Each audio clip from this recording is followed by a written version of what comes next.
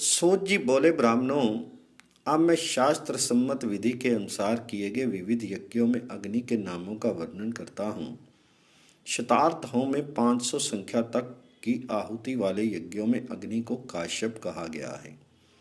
इस प्रकार आज्य होम में विष्णु, तिल याग में वनस्पति, सहस्त्र याग में ब्राह्मण, अयुत याग में हरि, लक्ष्य होम में वह्नि, कोटि होम में हुताशन, शांतिक कर्मों में वरुण, मारण कर्म में अरुण, नित्य होम में अनल, प्राश्चित में हुताशन तथा अन्य यज्ञ में लोहित नाम कहा गया है। देव प्रतिष्ठा में लोहित, वास्तु याग, मंडप तथा पद्यक याग में प्रजापति, प्रपा याग में नाग, महादान में हविर्भुक, गौदान में रुद्र, कन्यादान में योजक तथा तुला पुरुष दान में धाता रूप से अग्निदेव स्थित रहते हैं।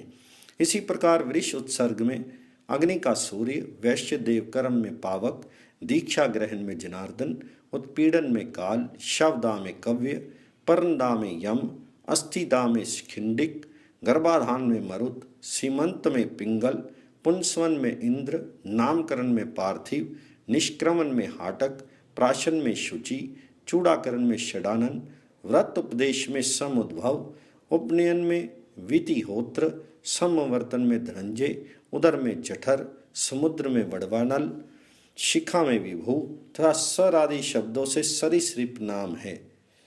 अश अग्नि का मंथर, रथ अग्नि का जातविदम, राज अग्नि का मंदर, गज अग्नि का मंदर, सूर्य अग्नि का विंध्य, तोय अग्नि का वरुण, ब्राह्मण अग्नि का हविर्भुक, पर्वत अग्नि का नाम कृतभुक, दावाग्नि को सूर्य कहा जाता है, दीप अग्नि का नाम पावक, ग्रह अग्नि का धरनीपति, घृत अग्नि का नल और सूतिका अग्नि का नाम राक्षस है।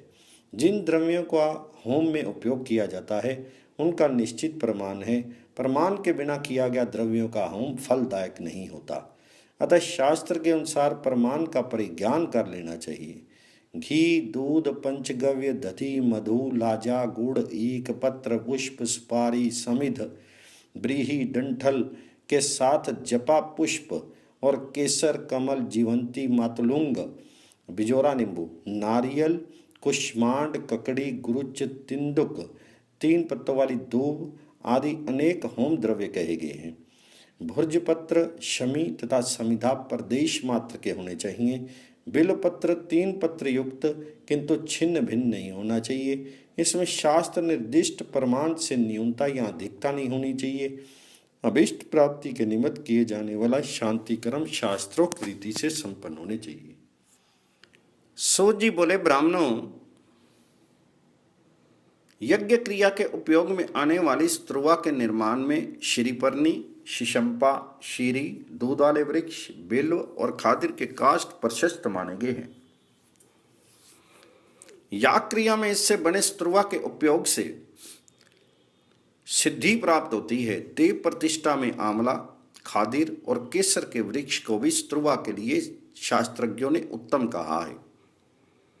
स्त्रुवा प्रतिष्ठा कार्य में, संप्राशन तथा संस्कार कर्म में और यज्ञ आदि कार्यों में प्रयुक्त होता है।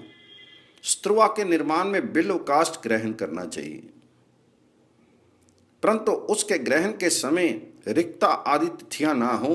उस काष्ठ को ग्रहण करने वाला व्यक्ति पहले उपवास करे और मध्य मास आदि सभी वस्तुओं का परित्याग कर दे। स्त्री संपर्क से भी दूर रहे। एक काष्ठ से स्त्रुवा और स्त्रुक दोनों का निर्माण किया जा सकता है। इसका निर्माण शास्त्रोक्त विधि के अनुसार करना चाहिए। दर्वी अर्थात करछुल का निर्माण स्वर्ण या तांबे से किया जाना चाहिए। यदि काष्ठ से करछुल बनानी हो तो गंभारी वृक्ष, तेंदुका वृक्ष और दूध वाले वृक्ष के काष्ठ से 12 उंगल की बनानी चाहिए। उसका नीचे का मंडल 2 उंगल का होना चाहिए। यज्ञ साधन में यह उपयोगी है।